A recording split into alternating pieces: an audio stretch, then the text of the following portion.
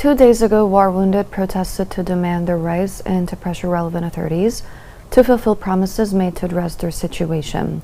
The wounded confirmed that they were prevented from holding the protest by military forces, forcing them to return home. This report has more details.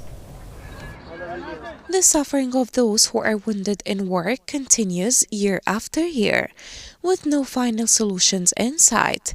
The wounded themselves insist that their rights remain unfulfilled, despite repeated promises to address them, prompting them to periodically escalate their demands for the rights that have yet to be implemented.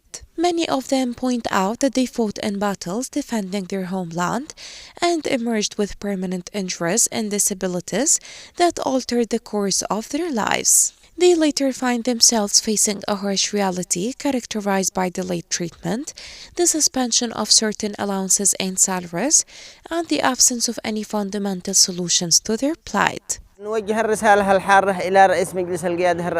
We address this heartfelt message to the President of the Presidential Leadership Council regarding the settlement of salaries for the wounded, the Army, security forces, and other military formations.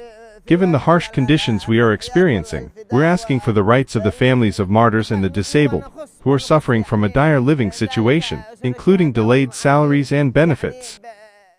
2 days ago, the wounded staged a new escalation by holding a protest to pressure the relevant authorities to fulfill their promises to address their situation. However, according to the wounded, the protest was forcibly dispersed, forcing them to return home without any progress on their demands. First, we condemn the prevention of the wounded from holding their protest in front of the Social Welfare Department and demanding their legitimate, just, and necessary rights. The wounded have given the most precious thing they possess.